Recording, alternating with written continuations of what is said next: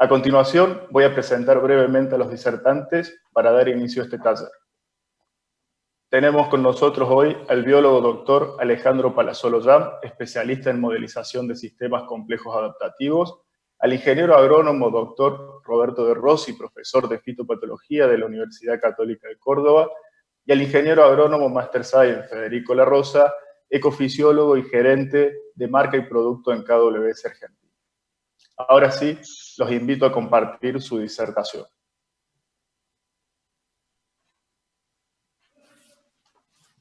Para iniciar esta disertación, vamos a comenzar, como siempre, con lo que denominamos básicamente qué es una enfermedad, y sabemos que la misma compone tres puntos muy importantes: lo que son los patógenos, lo que es el ambiente, que incluye el clima, y lo que es el hospedante. Para ello nos hemos juntado con tres especialistas, uno en cada uno y en representación de estos puntos, para comenzar a hablar un poco sobre esta incógnita que tenemos de qué parámetros tenemos que saber para poder predecir enfermedades en los cultivos. Para dar inicio, conversará conversando con nosotros el doctor De Rossi. Muy buen día a todos, muchas gracias por estar aquí presentes. En este momento vamos a comenzar tratando de hablar desde el punto de vista, como decía recién Fernando en la introducción, desde lo que son los patógenos, las enfermedades de los cultivos. Antes que nada, bien, quiero agradecer en este espacio que nos brinda a Presid y KWS, y a Fernando y a Federico por habernos invitado a tratar de comentar un poco nuestros conocimientos y entre todos llevar a un puerto esta pregunta que nos hacían al principio. Y en esto de la evolución de los patógenos, algunos de ustedes ya me deben haber escuchado que venimos registrando un aumento tanto en la presencia como en la intensidad de enfermedades en el cultivo de maíz. Así como a modo de ejemplo les puedo ir mostrando que hace unos años se hablaba en el cultivo como enfermedad principal lo que era el mal de Río Cuarto. Pasando unos años empezamos a determinar a roya común, a tizón común foliar del maíz, a las pudriciones de raíz y tallo como las enfermedades que más comúnmente se hablaban y se generaba información. En este último tiempo empezamos también a determinar otros grupos de enfermedades como las virosis, bacteriosis, cercosporiosis, ¿sí? Siendo muy importante en algunos cultivos, principalmente por sus características agronómicas. Y ya si nos ponemos a pensar en estas últimas campañas, tenemos que hablar sobre el manejo de un complejo de enfermedades que a su vez se divide en complejos de patógenos, en los cuales podemos tener presentes enfermedades causadas por hongos, por bacterias, por virus, por molicutes, por espiroplasmas, así también como por nematodos, en los cuales nos hace ver que el complejo de enfermedades en los cuales tenemos que estar conociendo, generando información, es cada vez más amplio. Y esto está relacionado principalmente por algunas características agronómicas que se están desarrollando en nuestros cultivos en estos últimos años, justamente pensando en la evolución. Y eso se puede marcar principalmente por algunos cambios en el sistema productivo. Esos cambios en el sistema productivo, uno de los que mayor implicancia han tenido en el desarrollo y evolución de los patógenos, ha sido el cambio o las modificaciones en las fechas de siembra. Como para poner un ejemplo, aquí les muestro, ¿sí? Detallado en las barras azules, son el área de maíces sembrados tardío, y en verde el área de maíces sembrados temprano. Aquí primero en la región centro-norte de Córdoba, que es la región donde nosotros, desde la Universidad Católica de Córdoba, trabajamos y generamos más información. Pero pueden fijarse que en la campaña 2003-2004 empezamos a registrar casi el 50% de las hectáreas sembradas temprano y el 50% de las hectáreas sembradas de manera tardía. Ya en la campaña 2009-2010 esto hace el cambio regional, y a partir de esa campaña, es decir, ya unas 10 campañas agronómicas productivas, empezamos a registrar entre el 80 y el 90% de las hectáreas sembradas en la región de manera tardía, siendo tardía aquellas que son realizadas en diciembre y en enero. A su vez, tenemos que marcar la importancia que a nivel de Argentina fue la campaña 2012-2013, en la cual empieza el fenómeno que empezó en la campaña 2003-2004 en la región centro-norte de Córdoba, en la cual se equipararon la cantidad de hectáreas sembradas de manera temprana con tardía. Inclusive desde el 2013 en 2014 en adelante, hubo en algunas campañas en las cuales hay más maíz sembrado en diciembre y en enero que en los maíces sembrados en septiembre y octubre. Esto es muy importante para que lo empecemos a pensar desde el lado del punto del patógeno, porque estamos viendo que el cambio en el sistema es principalmente dado porque una de las cosas que podemos encontrarnos en algunas regiones del norte del país es que puedes tener en la misma fecha, pongamos un ejemplo, fines de febrero, maíces que están por cosecharse, maíces que fueron sembrados en fechas que se dicen de primavera, pero al mismo tiempo tenemos sembrado al lado del lote un maíz en B2 o algún maíz que está en plena etapa vegetativa, e inclusive maíces sembrados en los meses de diciembre que ya están llegando a la etapa reproductiva. Esto nos hace que estamos conviviendo con una cantidad de en todo el área de producción de Argentina en distintas etapas fenológicas que le da una continuidad. Y esa continuidad, esos puentes verdes son fundamentales para el desarrollo de los patógenos en distintas regiones de Argentina. Si a eso también sumamos otro cambio en el sistema de servicio, estamos pensando en que también le podemos dar continuidad a los patógenos que en algunos casos pueden coincidir y convivir en un cultivo de invierno y después ser más importante en cultivo de verano o viceversa, pero no solamente los patógenos, sino podemos hablar, en el caso de enfermedades, de algunos vectores, algunos insectos que usan estos cultivos de servicio para multiplicarse, para vivir y desarrollarse, y eso hace que empecemos a ver que en estas últimas campañas, a pesar de haber adoptado una característica agronómica que ayuda, por ejemplo, a disminuir la presión de malezas, estos cultivos de servicios pueden influenciar en el biosistema, en el ecosistema, siendo perjudicial desde el punto de vista de los fitopatógenos, porque pueden ser, en algunos casos, desarrolladores o lugares donde se generan mayores vectores, como para entender por qué tenemos que estar viendo el sistema, los cambios del sistema, y estos cambios cómo han implicado en el desarrollo y en la evolución de las enfermedades en los últimos años. Continuando, para darle algunos ejemplos de la importancia que tienen estos cambios, es pensar qué enfermedades y en qué regiones y cuándo se producen estas enfermedades, y también relacionarlas a distintas variables que nos impliquen entender cuál es la importancia de cada una de esas enfermedades. Es así que, para mostrarles un ejemplo, a ver, Fer, yo no estoy viendo la presentación, gracias. Ahí podemos separar como las enfermedades en algunos grupos.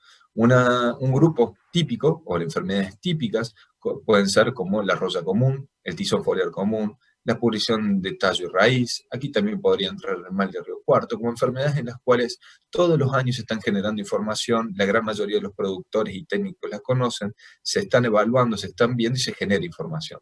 En los últimos años empezamos a registrar otro tipo de enfermedades, que le podemos denominar como enfermedades emergentes, en los cuales en algunas características ambientales o de manejo hacen que las empecemos a ver de manera más importante. Puede ser roya porizora, cercosporiosis, la mancha blanca y el lunar blanco, el grupo de bacteriosis foliares que realmente en estos últimos años ha tomado una importancia muy grande, y todo el complejo de virus y molicutes que con estos cambios en el sistema que estamos viendo empiezan a mostrarnos señales de alerta para estar más cerca del lote y ver qué es lo que pasa. Justamente la última imagen es de interrelacionar, porque tenemos que tener en cuenta que todo esto puede pasar de forma aislada o en conjunto y en distintas regiones.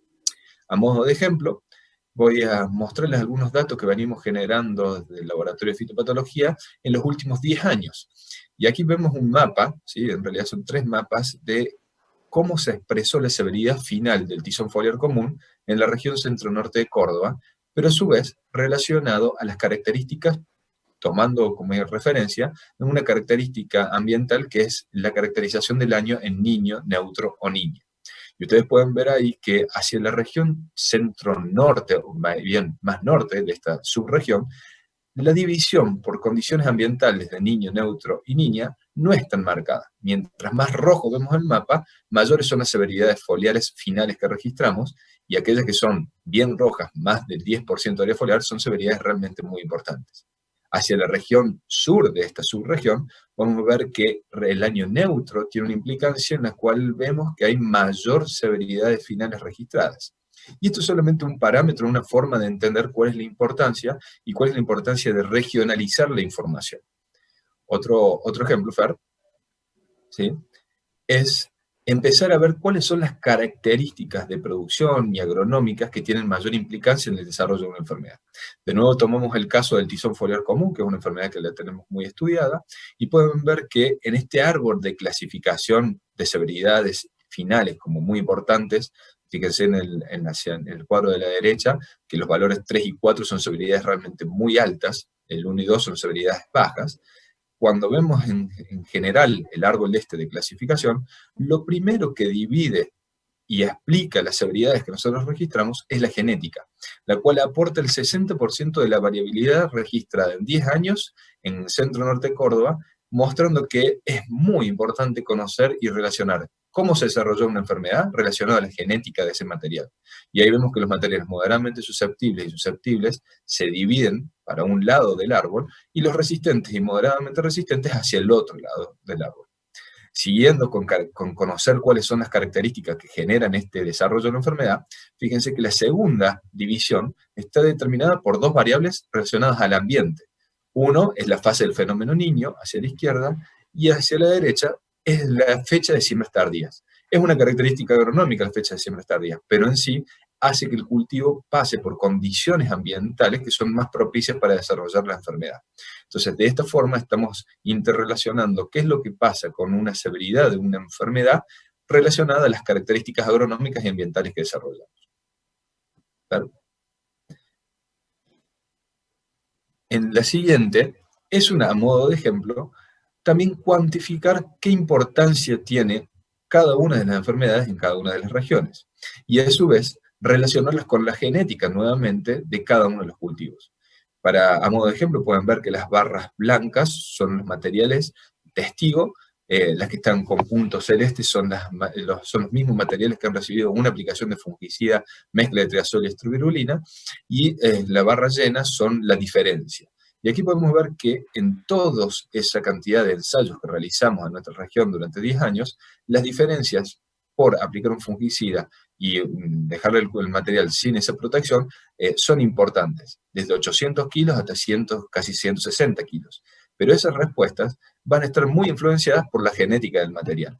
Y ahí podemos ver que los materiales susceptibles, las diferencias son realmente muy importantes, y si nosotros contamos en el mercado con materiales de moderadamente resistencia o resistencia frente a este patógeno, ya las diferencias se minimizan.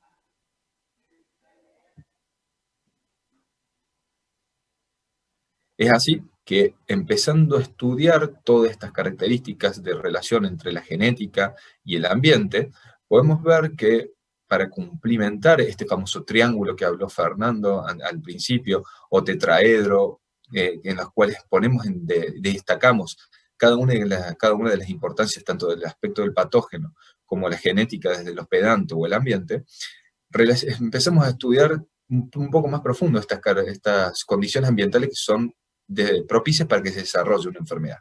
En el caso del tizón foliar común, pueden ver en el gráfico, en las líneas rojas, la acumulación, ¿sí?, de la relación de la asociación entre las severidades finales y las horas de mojado foliar.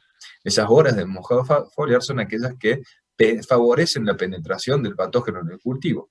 Y fíjense que en el gráfico muestran que son realmente muy importantes, es acumular esa cantidad de horas de mojado foliar, y luego aparece como otro disparador la temperatura, que es la que hace que se multiplique, o se haga de multiplicador de la tasa de desarrollo de ese patógeno. Es decir, en este patosistema tizón foliar común lo venimos estudiando y viendo principalmente las condiciones ambientales que hacen que se desarrolle. Estas condiciones ambientales son fundamentales para entender el sistema y también para relacionarlo con otras enfermedades parecidas al tizón, como puede ser cercosporiosis o mancha blanca, o aquellas enfermedades necrotróficas foliares que quedan en el rastrojo, se ven muy influenciadas por las características agronómicas que generamos y desarrollamos, y son muy relacionadas a fechas de siembras tardías. Por último, para hacérselos un poco más gráfico a esta caracterización climática que debemos desarrollar, les muestro un ejemplo de un trabajo que venimos desarrollando, en el cual, para entender cómo hacemos para acumular estas horas de mojado foliar que les decía anteriormente, una de las formas en las que se puede relacionar es midiendo la cantidad de precipitaciones acumuladas por región. Así ustedes pueden ver en el mapa que a mayor cantidad de azul significa que mayor acumulación de horas de mojado por precipitaciones se desarrollaron. En este caso, de nuevo, lo volvemos a separar en años niños, neutros y niñas. Y podemos ver que en los meses de febrero y marzo, la región centro-norte de Córdoba acumula gran cantidad de color azul, es decir, cantidad de horas de mojado a través de precipitaciones en milímetros, que coinciden justamente con la época de floración y llenado del cultivo de maíz en la región centro-norte de Córdoba, sembrado de manera tardía. Es por eso que empezamos a relacionar qué es lo que pasaba con las condiciones ambientales conducentes en distintas épocas del año con respecto a las enfermedades para entenderlas y ver cuáles son los patrones que se asocian y entender desde el patógeno al ambiente y qué debemos generar con una genética para interrelacionarnos. Muchas gracias, doctor De Rossi. Vamos a seguir acá un par de conceptos respecto a qué parámetros tenemos que ir conociendo de esta enfermedad. ¿Nos podrías explicar un poco más qué parámetros desde los patógenos tenemos que tener en cuenta? Bien, la idea justamente de seguir con esta idea de engranajes es pensar de que necesitamos generar conocimientos, y esta generación de conocimientos, como tratamos de ejemplificar recién con el tizón foliar común, es solamente un disparador. Cada una de las enfermedades con las que debemos tratar, puede ser espiroplasma, pueden ser bacteriosis foliares, pueden ser pudriciones de raíz y tallo, debemos conocer desde el punto de vista del patógeno cuáles son las tasas de dispersión, conocer cuáles son las horas de mojado para cada una de las enfermedades que va a ser disparador de la enfermedad. Debemos conocer cuáles son los vectores y las necesidades de clima o rangos de temperatura que hacen que ese vector se multiplique y se desarrolle para realmente ser más importante, por ejemplo, una virosis. Es decir, hay muchos parámetros en los cuales debemos generar conocimiento para luego relacionarlos y meterlos en las demás engranajes de generar conocimiento del ambiente y generar conocimiento de la genética para poder llegar a un mejor puerto. Muchas gracias, Roberto. Vamos a darle paso al doctor Palazzolo, quien nos va a hablar un poco sobre el clima y el ambiente. Bienvenido, Ale. Buen día, bienvenidos ustedes y muchas gracias por la invitación. Bueno, yo voy a aportar una mirada como biólogo y como investigador en ciencias un poco más duras, y cómo tratamos de adaptar ese conocimiento a la problemática del productor, a la problemática puntual del productor. Retomo el fenómeno ENSO, que significa el Niño Oscilación del Sur, que es un fenómeno de una escala global que impacta a distancia. No solamente es un fenómeno propio del Pacífico, pero el Pacífico, por ser de una extensión considerable, impacta no solamente en Australia, en Latinoamérica, especialmente en la región pampeana, en el sur de Brasil, en el norte de Brasil, e incluso impacta en forma diferente en cada región. Y acá, retomando lo que mostró Tino, lo que hicimos es recoger las precipitaciones y segmentarlas, dividirlas de acuerdo a si es año niño, neutro o niña, y vemos que cada mes se comporta en forma diferente, y a simple vista ya podemos darnos cuenta de que el otro fenómeno cultural de manejo agronómico, que es modificar la fecha de siembra del maíz y llevarla hacia un maíz tardío, se puede llegar a favorecer en años neutros, en años niños, e incluso en las fechas de siembra del maíz temprano ya sabemos que el fenómeno del niño impacta muchísimo en Córdoba, pero la niña escapa a esa oferta ambiental. Ahora bien, esto es un fenómeno a una escala considerable. Estamos viendo un mapa la problemática de si yo me pongo como productor, me tengo que fijar dónde está mi campo, que primero es un problema ahí, y segundo, en qué fase del niño estoy. Entonces lo que hemos hecho es reconstruir la información y ensamblar, integrar información, no solamente de estaciones meteorológicas, del Servicio Meteorológico Nacional, del INTA, de aeródromos, con información satelital, hacer un ensamble, después voy a explicar qué técnicas usamos, pero lo que tratamos de hacer es caracterizar climatológicamente cada establecimiento al nivel del sitio de ese establecimiento y dividimos en fase niña, neutro, niño, cómo fue la historia a nivel de campo en los últimos 30 años. ¿Qué significa esto? Que tratamos de acercarnos a la problemática del productor y ver en su campo cómo impacta este fenómeno. Si bien no es el único fenómeno que impacta al nivel de la región pampeana, porque hay otros, acuérdense que nosotros tenemos el Atlántico cerca y tenemos la Antártida cerca, pero estamos hablando de cubrir el 80% del impacto de los fenómenos climáticos. Y ahí vemos lo que vimos antes en el mapa, que es un diciembre, la niña siempre es más seca que el niño y que el neutro.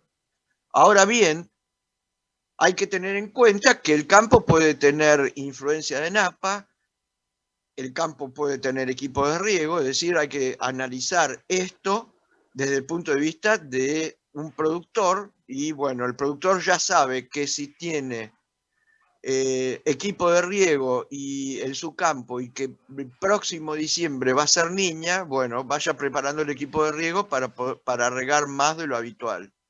Es una de las... Ahora, si tiene influencia de napa, la cosa cambia porque escapa al fenómeno, a la oferta ambiental, y la oferta hídrica la tiene la napa. No obstante, lo importante es ver que cada mes es diferente. Entonces, esta información le aporta al productor una ayuda en su toma de decisiones, en su elección de fecha de siembra, para tratar de calzar el periodo crítico del cultivo de maíz y de cualquier cultivo con la oferta ambiental, teniendo en cuenta que, bueno, puede haber influencia de napa, que los cultivos están en sistemas, no es lo mismo un maíz que viene de un barbecho largo, no es lo mismo un maíz que tiene vicia villosa como antecesor, es decir, esto es información que hay que transformarla en algo, en aditamentos de especialistas para, por ejemplo, un asesor agronómico, para que sea de provecho para el productor, para que tenga un claro concepto a la hora de tomar la decisión de la fecha de siembra, por ejemplo, y la elección del híbrido. El otro problema que nos enfrentamos era, bueno, antes, bueno, reconstruimos la historia del campo. El otro problema es, bueno, ¿en qué fase de niña, niño o neutro estoy? Y acá hay información que, bueno, por suerte va creciendo año a año y cada vez se va perfeccionando. Ustedes ven abajo a la izquierda, lo que más se conoce en general en el ámbito de los productores es el informe de la NOAA mensual, donde están aproximadamente 25 o 26 laboratorios a nivel mundial. Informa cada modelo del laboratorio en cuestión, informa el resumen. Como ven, es amplio, hay una diferencia considerable, y nosotros empezamos a investigar qué modelos nos convenía emplear para ofrecer información de valor al productor. Y bueno, luego de mucho tiempo y de mucho esfuerzo y de mucho contacto, no, seguí con la anterior, Fer. Ahí está. Nos decidimos por dos modelos que, bueno, acá mostramos uno de estos, que lo que tenemos es información diaria de cómo va ese modelo, y lo que ven, esas distintas hilos que ven ahí, son el mismo modelo que se lanza, o sea, se corre el modelo con distintas condiciones iniciales, y la orientación, el resultado de esto para los fines prácticos es que ya empezamos la niña y que va a durar al menos hasta el mes de abril. Aproximadamente tenemos esa noción. Estos son estimaciones futuras en base a información que en este caso es el modelo de la NOAA, también usamos el modelo NASA y el modelo australiano. Pasar a la siguiente. Volviendo a la historia del establecimiento, acá les quiero dejar algo para que pensar. La idea es, bueno, estamos viendo 30 años en un campo localizado cerca de Cruz Alta, de la localidad de Córdoba, cerca a 50 kilómetros de Marcos Juárez. Ojo que ahí hay zonas de influencia de napas. Acá lo que estamos viendo es qué pasó con el clima en los últimos 30 años. Y fíjense a la derecha, arriba, las heladas, el número de heladas anuales va disminuyendo año a año. Esto es sinónimo de cambio climático. Abajo, a la derecha, ven los puntos rojos, y es el estrés térmico que nosotros medimos. Esto es con información, lo hacemos prácticamente con información satelital, y el número de días cuya temperatura máxima es mayor a 33 grados va aumentando considerablemente. Esto es sinónimo otra vez de cambio climático. Usamos 33 grados precisamente para hacer más sensibles los modelos. Por ejemplo, Gustavo Madoni y otros investigadores usan 35 grados, nosotros usamos 33 grados para ser más sensible. Por supuesto, también lo hacemos a 35 grados. Y es un fenómeno que hay que tener en cuenta, que va aumentando, y va aumentando fundamentalmente en el mes de enero, que hay que tener la precaución de evitar ese mes cuando hacemos siembras tempranas de maíz. Y el último gráfico, bueno, arriba ven las lluvias, pero abajo, a la izquierda, ven la combinación de estrés térmico y de lluvias, y ustedes ven que obviamente, cuando llueve menos, los puntos azules están hacia abajo, pero arriba tienen un punto de mayor número de estrés térmico. ¿Eso qué significa? Que hay menos lluvias, hay más días de sol y la temperatura máxima mayor. Y ahí es cuando golpea el estrés térmico. Bueno, eso es información global, pero bueno, acá esto nos da una idea y un panorama de cómo viene y cómo vendrán los años. La variabilidad climática va a ser año a año, va creciendo cada vez más, y bueno, hay que conocer e interpretar la información en sentido multidisciplinario, como después lo vamos a charlar. Bueno, pasa a la siguiente. Una forma de aprovechar esa información de 30 años y preparada para la localidad del centroide de cada campo, a una resolución de 2,5 kilómetros, es decir, que esta información sirve para campos vecinos también, es conjugar en qué fase estamos del ENOS y aprovechar esos 30 años, cómo fue en ese campo cada mes, qué probabilidad tuvo de ser un mes seco, un mes neutro, un mes húmedo, Los cortes en milímetros que nosotros informamos que dividen lo que es un mes neutro y un mes seco, un mes húmedo, y el histórico, el promedio de cada año. ¿Eso qué significa? Que le estamos poniendo un número a lo que el productor llama mes seco.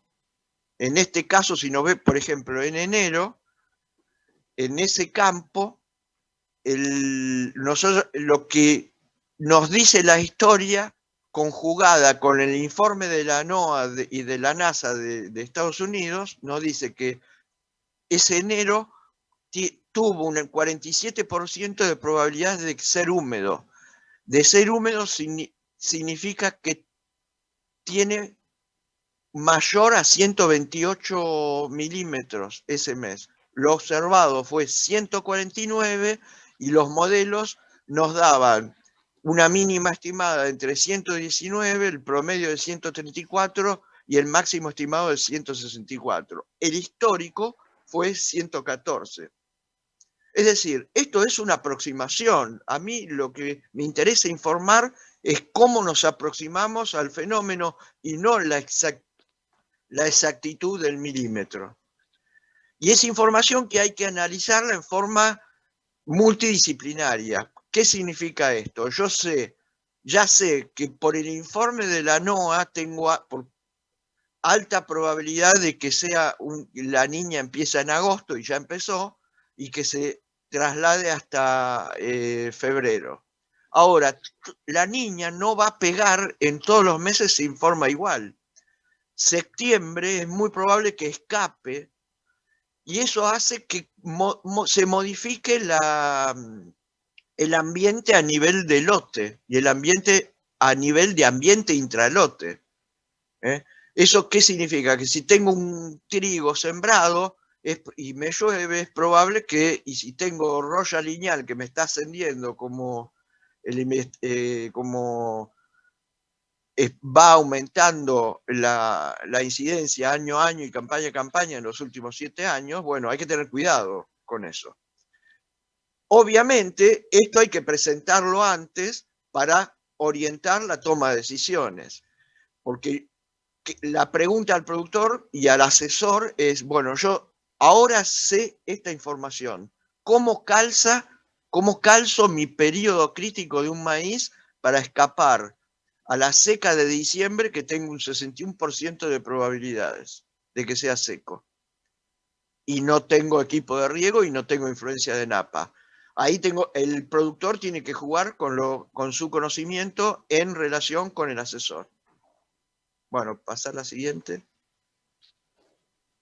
Bueno, acá lo mismo para estrés térmico. Yo ya sé que va a pegar, los días de calor van a pegar muchísimo. Los días de golpe de calor definidos como temperatura diaria mayor a 33,3 para ser más sensible el modelo. ¿Qué significa eso? Enero, 54% de que exista casi la mitad del mes con esas temperaturas máximas. Si yo tengo un maíz que florece, por decir un término vulgar, en enero y se va a quemar el polen se va a transformar en inviable y puedo tener el mejor híbrido, el más caro, el más lindo y el de más historia, el de más inversión en tecnología, pero si lo calzo en enero, y es muy probable que el rinde no sea el adecuado. Y quizás un campo cercano que tenga incidencia de napa con el mismo híbrido tenga rindes excepcionales en un año niña. Bueno, después me abro a las preguntas, pero no me quiero explayar más. Ahora, bueno, eso es con respecto a la elección de fecha de siembra, pero también tenemos el otro problemita de, ya sabemos que la historia nos dice que el tizón impacta muchísimo, y ya lo mostró Tino.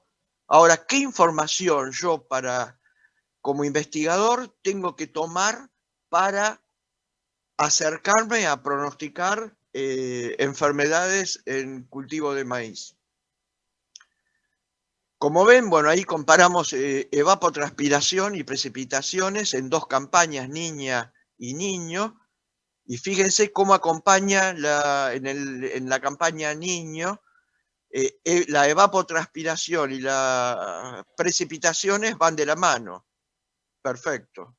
Ahora, en la campaña niña las cosas son muy diferentes. Esto nos dice que tenemos que ser un poco más precisos en cómo elegir los factores abióticos a tener en cuenta para predecir el impacto de las enfermedades. Y entonces empezamos a conjugar, a reconstruir la historia, y acá resalto la interacción en equipo multidisciplinario continuo, y desde nuestro punto de vista, el tesoro que es tener una base de datos ya preparada, como hizo Tino y el laboratorio de fisiopatología, donde estudiamos distintos híbridos a lo largo de 10 campañas. Entonces nosotros, que ya reconstruíamos el clima, nos enganchamos con esa información y empezamos a buscar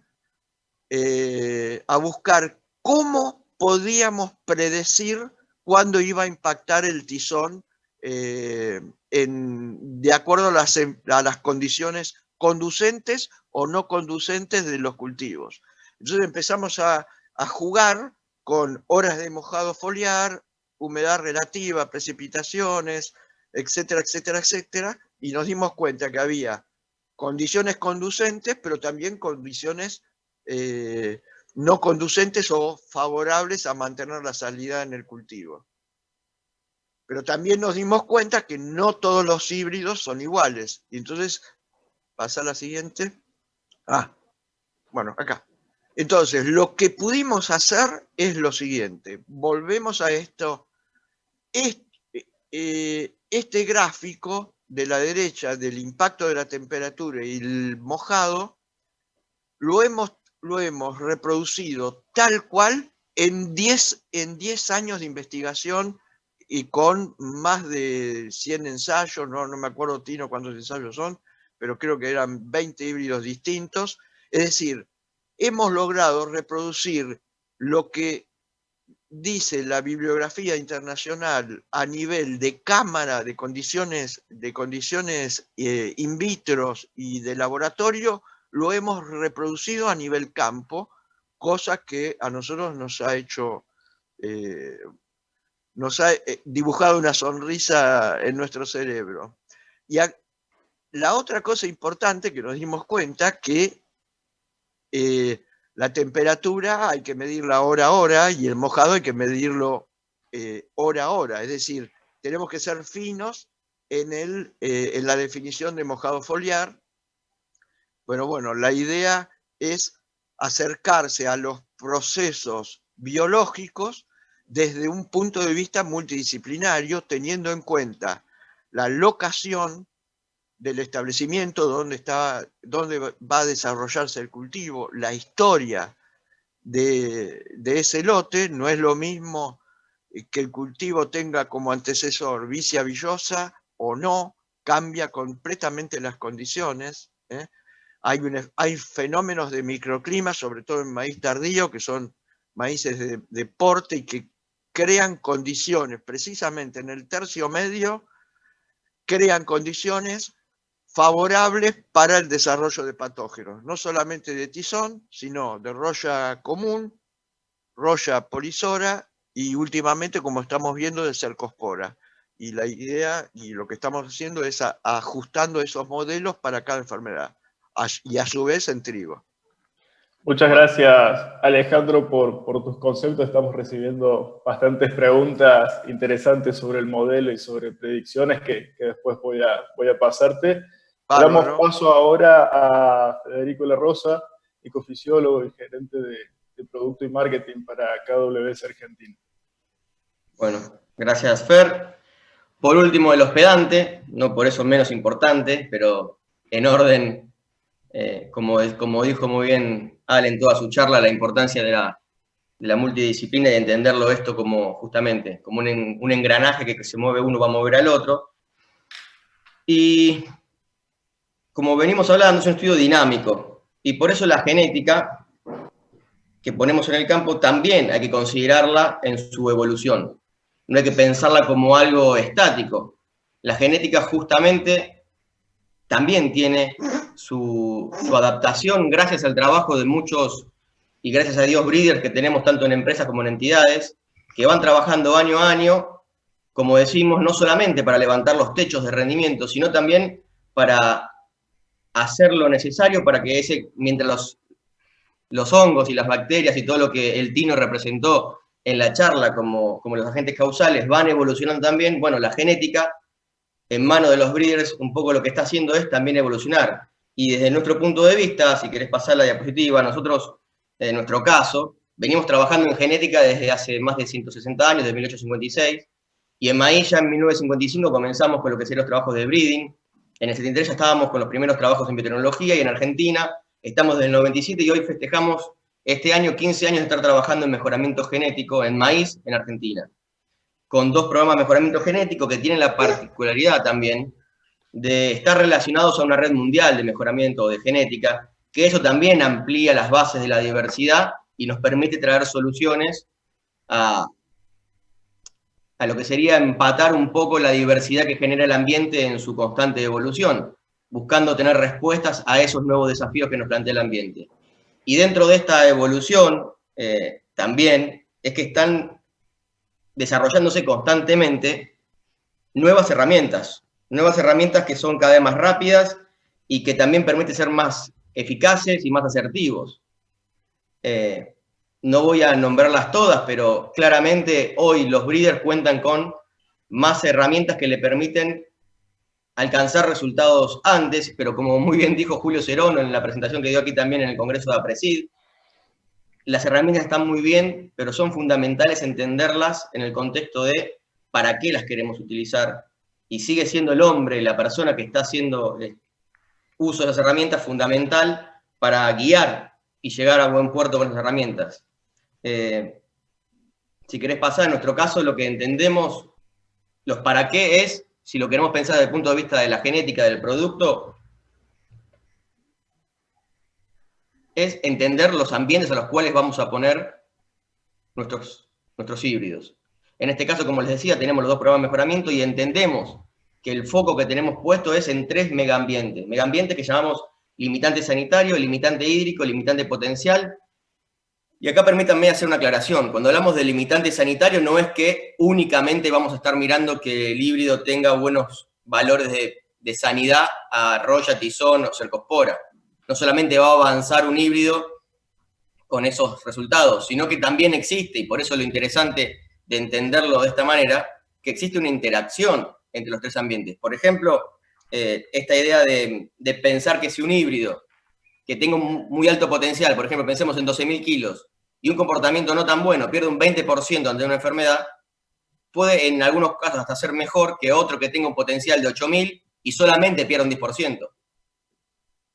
Desde el punto de vista de la sanidad, podemos pensar que el que perdió un 20 es peor, pero cuando lo empezamos a mezclar con la potencialidad, podemos entender que cuando buscamos rendimiento, es la manera correcta también de empezar a mirarlo. Y podríamos pensar lo mismo para un híbrido que en ambientes inestables se comporte mejor y tenga peor sanidad, pero que en el promedio de la zona, o en el promedio de los años para esa zona, pueda llegar a tener mejores rendimientos. Por eso es que estos 3 ambientes, no es que los miramos únicamente desde la visión individual, sino que son un todo que van trabajándose y la importancia de también trabajarlos a campo. Como les decía, ya vimos que la genética es importante, pero no podemos olvidarnos de la otra pata que hace también el comportamiento del hospedante. Si querés avanzar una diapositiva más, que es la agronomía. Y por agronomía entendemos a las prácticas que son comunes en cada una de las regiones del país. Avanzá acá. Como les decía, tenemos los 2 programas de mejoramiento, que esos 2 programas abrevan híbridos a los 3 ambientes, y esos engranajes que están entre medio grafican esto que les decíamos, esta idea de que entre ellos tiene que también coexistir esta idea de el avance conjunto, no solamente enfocarnos en una sola idea, sino en mirarlos como un todo. Y cuando le sumamos a esa genética la palabra agronomía, es lo que también viene representando al productor, al agrónomo que está también tomando decisiones en el campo. ¿Por qué? Porque la agronomía lo que hace es, tenemos un híbrido que está fantástico, pero tenemos que también entenderlo en el contexto en el cual va a ser producido. Y por ejemplo, vayamos a la charla que hoy estamos viéndolo, les propongo mirar la parte izquierda del gráfico, que sería los híbridos que vienen del programa de mejoramiento de Córdoba y que van a ser mirados puntualmente para sí, fuertemente en la sanidad, pero no exclusivamente, y que puede ser tanto para NEA-NOA, para el norte, para el litoral, que eso, lo que están viendo ahí abajo son las regiones de las cuales nosotros trabajamos y tenemos una persona de posicionamiento trabajando para cada una de esas 7 lugares, y que que lo que están representando es traccionando de la genética, pidiendo que se amolde, como dijo también Alejandro, a la realidad del productor. Y vayamos a un caso. No es lo mismo un híbrido que pueda venir de la misma rama de sanidad si está pensado para un productor tambero del litoral, porque va a tener una necesidad de producto y de manejo distinta a si estamos pensando en un productor granífero de Jesús María. Y pensémoslo también en el tiempo. ¿Por qué? La misma genética, en su momento pasó, la misma genética. Los productores decidieron sembrar tardíamente. Pusimos la misma genética, ¿qué le cambiamos? La agronomía en fecha de siembra. Ese híbrido fue sembrado en siembras tardías, ¿y cómo fue su comportamiento? Su comportamiento como hospedante fue totalmente distinto.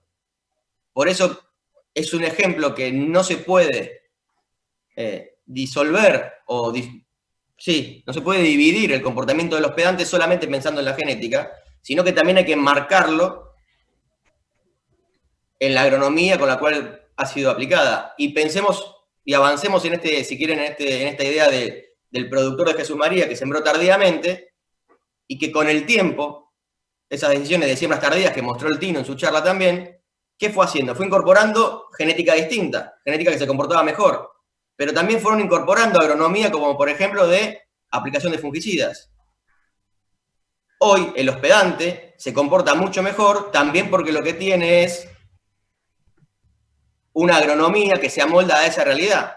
Bueno, en ese sentido, para nosotros, entender y pasar por el filtro de comprender en cada una de esas regiones cuál es la agronomía y qué es lo que están pidiendo los productores, es lo que genera de alguna manera esta relación, que también lo podemos ver en la siguiente diapositiva cuando decimos, bueno, entonces, en definitiva, ¿qué hacemos para conocer nuestra genética? Para conocer nuestra genética, que es la primera parte, tenemos avance de productos desde genética, desde avance de productos, justamente es el nombre del área, posicionamiento de productos y hasta comercial, que son los híbridos que están usados efectivamente por los productores en el campo.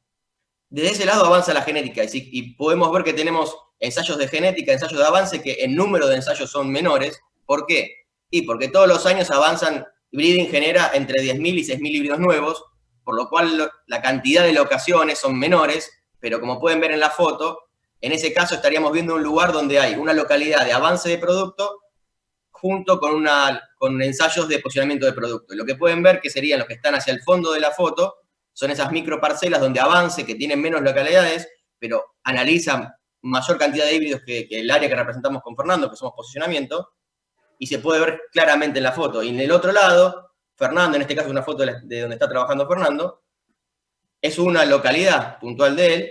Se ven que claramente son franjas más grandes, con manejo de productor, donde ya empezamos a incorporarle esa agronomía. De posicionamiento en adelante, lo que empezamos a ver es más y más certero para cada una de las regiones, poner esa genética que avanzamos en la agronomía que va a ser del productor. ¿Por qué? En el caso que estamos hablando, porque va a representar mejor el hospedante. Si solamente lo miramos de la genética, nos estaríamos olvidando la mitad de la historia. Y el gráfico que está a la derecha, que dice descripción de una campaña, lo que muestra justamente cómo avanza la genética, como les decía, de genética hasta comercial, y cómo también es traccionada la demanda de agronomía desde los productores, que son los usuarios, nuestros hijos comerciales, y nosotros responsables también de esa interacción con Avance, de ser justamente los encargados de cada una de las regionales de demandar híbridos que se adapten no solamente a la genética que estamos recibiendo, sino a las prácticas agronómicas, y eso es llevado por distintos canales hasta nuestros breeders, con los cuales Fernando, en el caso de Córdoba, tiene relación estrecha, y también con nuestro equipo de Avance, Ale Ponzo y Ale Genín, por nombrarlos, que son grandes artífices del avance que estamos teniendo en la zona. Son un grupo que trabaja justamente en eso, en avanzar genética, pero también en estar atento a la agronomía que va cambiando. ¿Por qué? Porque tenemos, gracias a Dios, un mercado y un ambiente de productores muy dinámico, que va cambiando de alguna manera. En su momento, cuando la fecha de siembra tardía, fue mucho más rápida la decisión de los productores que la velocidad con que las empresas pudieron responder con nueva genética. Hoy por hoy, lo que estamos también planteando es, y en esta charla la puedo hacer extensiva, es la invitación a que todos ustedes se sientan libres de comunicarse con nosotros, porque cuanto antes podamos recibir los futuros cambios de los productores y sus futuras decisiones, vamos a poder ser más rápidos en la respuesta a la genética, y gracias a Dios, con las nuevas herramientas, estamos también pudiendo ser bastante más rápidos, pero sin duda que lo más importante es esta comunicación.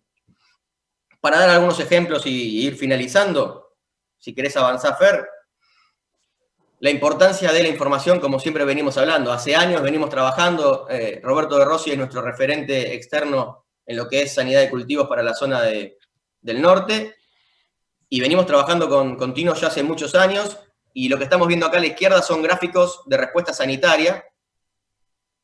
Lo que están viendo en el eje X son los distintos materiales, en el eje Y es la respuesta, en este caso es severidad de tizón, no importa, solamente para que vean los colores. El azul era el comportamiento de nuestra genética del 2012, el naranja eran los híbridos para esa campaña, y el verde, los testigos de las empresas colegas que ponemos, los híbridos elite para el mercado puntual de acá del norte de Córdoba.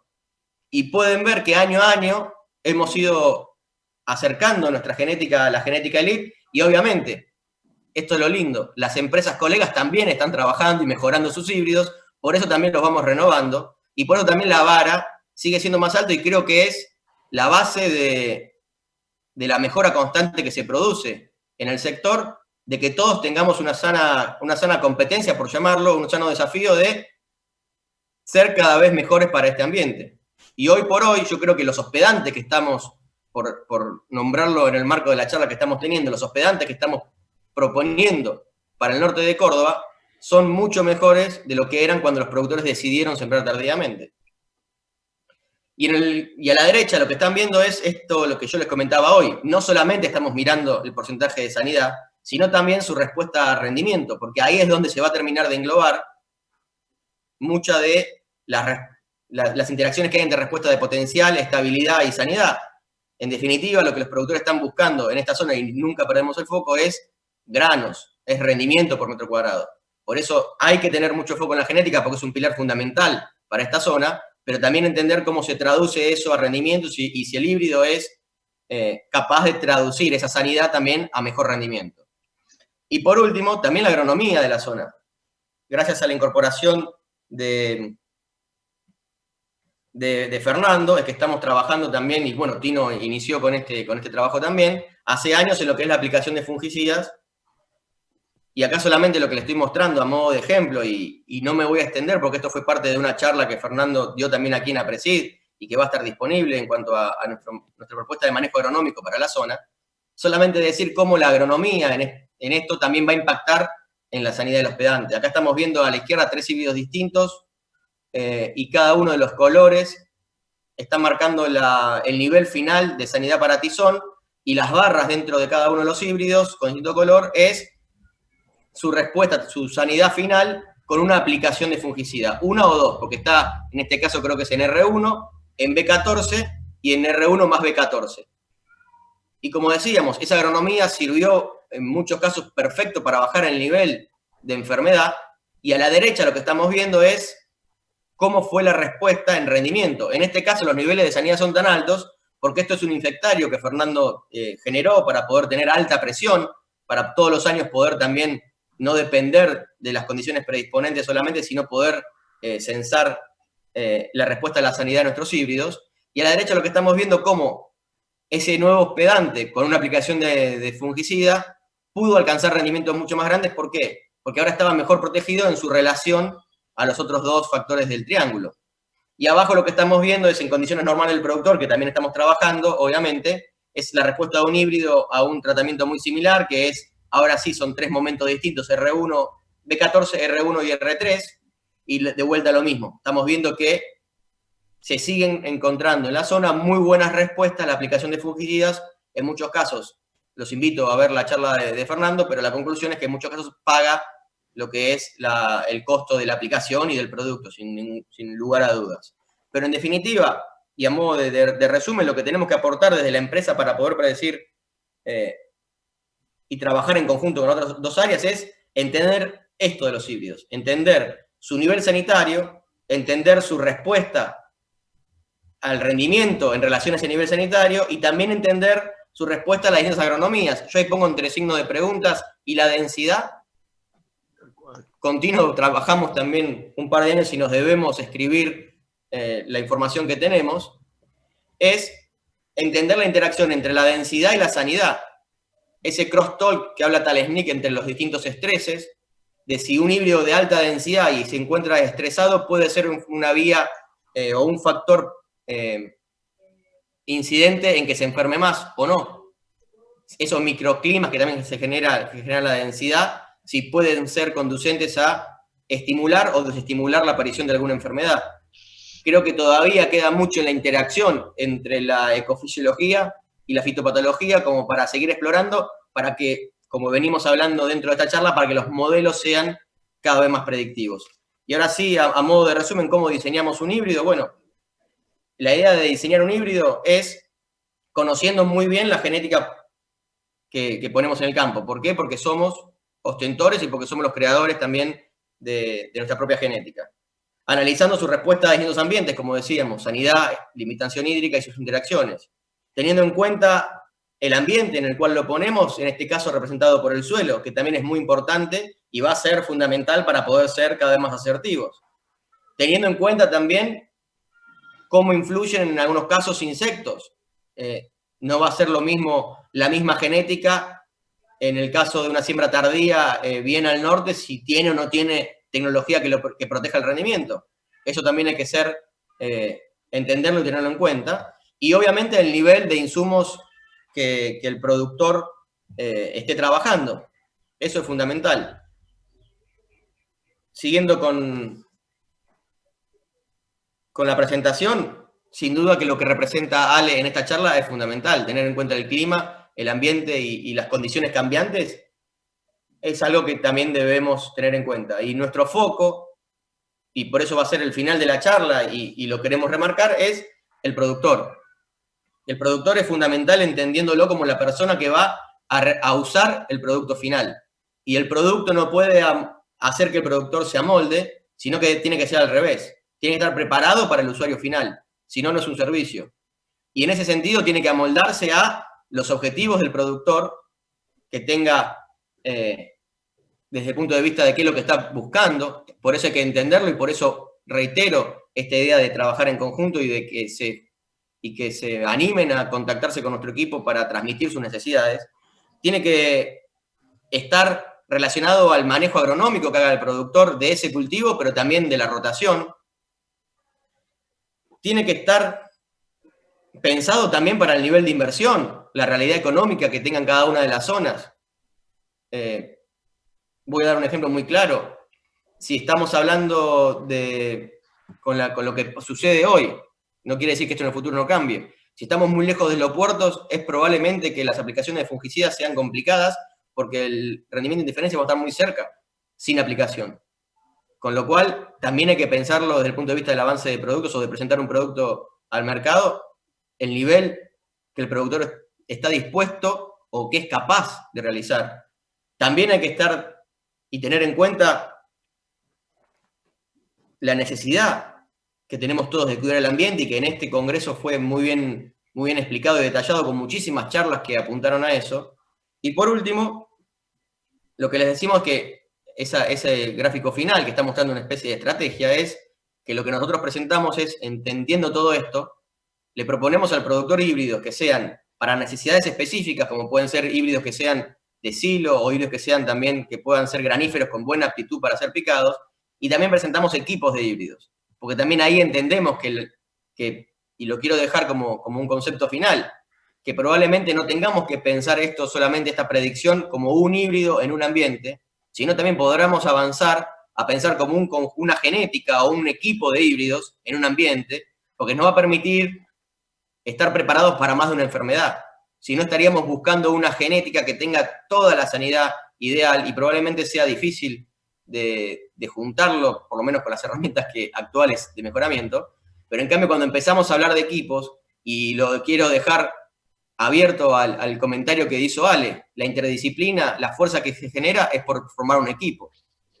Muchas cabezas y muchos esfuerzos enfocados por el mismo problema. Desde el punto de vista de la genética que ponemos en el campo, es lo mismo. Esta idea de poder pensarlo como un equipo que voy a poner, y entiendo que los productores esto mucho lo hacen, por eso no siembran un solo producto o una sola marca, porque van diversificando, pero ese concepto tan fuerte me parece que también es válido para la charla que tenemos hoy. Y es lo último que quería compartir con ustedes. Muchas gracias por la invitación a participar. Muchas gracias, Fede. Muchas gracias, Ale. Muchas gracias, Tino. Creo que hemos visto muchísimos conceptos básicos, hemos hecho un reconto de qué sabemos, qué tenemos que saber y cómo ha ido evolucionando esa información. Y la primera pregunta que se hace generalmente, y es para los tres, es ¿qué parámetros tenemos que saber con base de todo lo que nos han contado, cómo están trabajando, qué podemos hacer con todo esto para ayudar al productor? No sé si quieren empezar, Tino, Fede, Ale, ¿alguno? Bien, largo porque un poco también a la pregunta la tratamos de responder mientras tuvimos estos 10-15 minutos de presentación. Desde el aspecto, desde los patógenos, hay muchos parámetros específicos que debemos tener en cuenta, pero creo que son claves estos que son más conducentes para algunas enfermedades y aquellos a su vez que no son conducentes o son contraproducentes, como dijo Ari en su momento. Desde el punto de vista de patógenos necrotróficos, como vimos recién, las horas de mojado foliar, las horas de secado foliar, los eventos conducentes que son para cada una de las enfermedades y son específicos para cada una de las enfermedades, son fundamentales. El evento conducente es cuando se da esta combinación de horas de mojado, horas de secado, pero en un rango específico. Y ese rango específico de temperatura va a variar dependiendo de cada una de las enfermedades también. Entonces, es información fundamental y básica, y como dijo Ale, además específica de horaria. No es lo mismo tener promedios de un día que ir sumando la cantidad de horas en las cuales se generan estas condiciones, y no solamente eso, sino en el momento, en el día en el que se dan. Por eso son condiciones del ambiente muy necesarias para entender el patógeno y su desarrollo. Sé que tenemos poquito tiempo, así que la hago corta y paso para otro. Gracias, Tino. Ale. No, básicamente que yo me pongo en el lugar de un productor y bueno, hay que conjugar no solamente expectativas de rendimiento, el bolsillo, y también las condiciones ambientales que favorecen o no a ciertas enfermedades, teniendo en cuenta un panorama muy complejo desde el punto de vista climático, donde el cambio climático, como lo traté de expresar en esas pocas diapos, es muy importante y además se ensambla con cómo es el sistema productivo, el antecesor de cada cultivo. No es lo mismo un maíz sobre un trigo o que viene de un trigo, no es lo mismo que venga de vicia villosa, etcétera, etcétera, etcétera. Es decir, son fenómenos que requieren multidisciplinas viendo la problemática de esa zona y de ese campo. Gracias, Ale. Excelente cierre. ¿Fede? Fer, yo voy a ir a algo por ahí, lo técnico lo han dicho perfectamente y en mi charla también lo acabo de decir. yo lo puedo resumir en escucharlo, en invitarlo a participar y en escucharlo, en estar atento que lo que hacemos, lo hacemos para que los productores lo usen, con lo cual me parece que lo fundamental de todo esto es realmente tener los oídos abiertos y entender que lo que hacemos lo hacemos para que sea utilizado y que la genética va a ser exitosa si los productores la quieren usar, no solamente si tenemos buena información. Entonces, esa buena información es que los guíe a querer usarla porque se adapte a su realidad. Muchas gracias, Fede. Tengo una pregunta para cada uno, en realidad tengo muchas, pero estamos muy cortos de tiempo, les pido disculpas. Tino, nos hacen una pregunta sobre umbrales para manejo de roya y tizón. Voy a sumar otra pregunta más que tiene que ver con la predisposición de cómo vienen las siembras tardías y cómo vienen los lotes, si vienen después de trigo o si van a pasar a ser de primera o de segunda. Creo que ahí podemos volver a tomar un poco esto de la interdisciplina y ver que los umbrales o las predisposiciones pueden variar de zona a zona, de lote a lote, de híbrido a híbrido. Exactamente. Por ahí viene la idea y es uno de los trabajos que venimos generando juntamente con ustedes y tanto metiendo todo lo que son el clima y la diferencia en genética. Y los umbrales es un dato fundamental a tener, pero es un dato más, como decimos siempre, es un disparador y una información que debemos generar, los que trabajamos en el área de fitopatología específica, para saber a partir de cuándo sabemos que para esa genética, para ese año, para esas condiciones que se probaron, se empiezan a perder kilos de producción. Lo bueno es que ya en estos últimos años, en el cultivo de maíz, ya se han generado umbrales tanto para roya como para tizón, que son las dos enfermedades normalmente disparadoras de aplicaciones fungicidas, en cercospora, cercosporiosis también, y esas van a depender no solamente de la genética, sino del costo, como bien dijo Fede, de la distancia ¿cómo se llama?, al puerto, la disponibilidad de hacer con un avión o no. Es decir, hay muchísimas variables que hay que meter dentro de la toma de decisión que están expresadas en un umbral. Así que los umbrales son necesarios, están disponibles y están publicados. No quiero, por la falta de tiempo, ponerme a explicar cada uno de ellos, pero sí remarcar lo que son fundamentales de conocer, pero no atarse a ellos, sino meterlos como una variable más en la toma de decisión. Muchas gracias. Ale, una pregunta breve que nos llega es, ¿se visualiza que por efecto del cambio climático los fenómenos meteorológicos se fueron aumentando en frecuencia y en intensidad? Bueno, no sé a qué fenómenos se refiere, pero lo que sí está descrito y se puede observar, incluso como mostré, es que la variabilidad climática implica, mejor dicho, el cambio climático, el calentamiento global, no implica exclusivamente que estemos con aumento de temperatura todos los días, sino que eso se mantendrá siendo cíclico, pero fundamentalmente el fenómeno es el siguiente.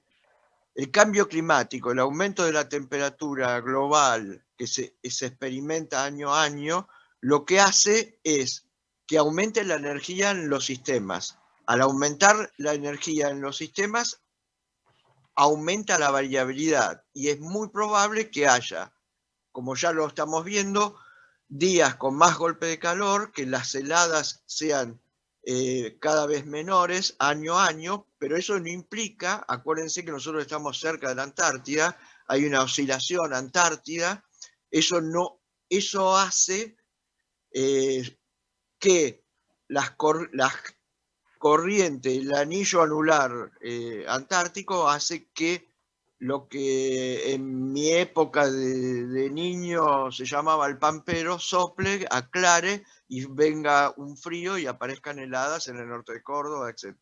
Es decir, que haya calentamiento global significa aumento de variabilidad y que a veces no siempre es más calor, sino incluso heladas extremas. Es decir, fenómenos extremos.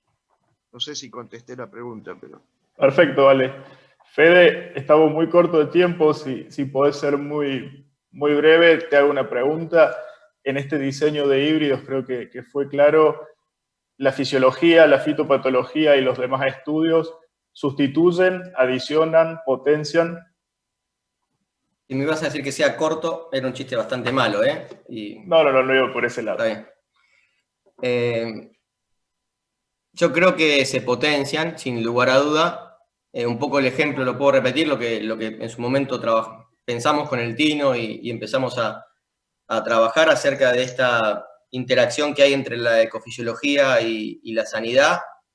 Tal es el caso podemos dar otro ejemplo, de 2014-2015, de los ensayos que teníamos y veíamos que el peso de 1000 granos en tardío podía tener alguna importancia relativa mayor que en temprano, y sumado al tema del problema de enfermedades, cómo podríamos esperar mayor respuesta a la aplicación de fungicidas en periodos cada vez más tardíos, y creo que eso es un ejemplo claro de cómo resultó pensarlo de esa manera, y cómo todavía hay muchos grises entre lo que es la sanidad y la respuesta final en rendimiento, que es lo bueno y lo divertido y el campo que vemos por delante para trabajar. Así que, nada, yo lo entiendo como toda la parte divertida que nos queda por entender, así que hay mucho trabajo por delante, eso es buenísimo. Muchas gracias, Fede. Desde ya les agradezco muchísimo, les agradecemos a los oradores. Han quedado muchísimas preguntas por responder, las pueden realizar a través de los medios que dispone el Congreso. Le agradecemos a toda la audiencia por participar de este taller y nos vemos en la próxima charla. Muchas gracias y que tengan un buen día.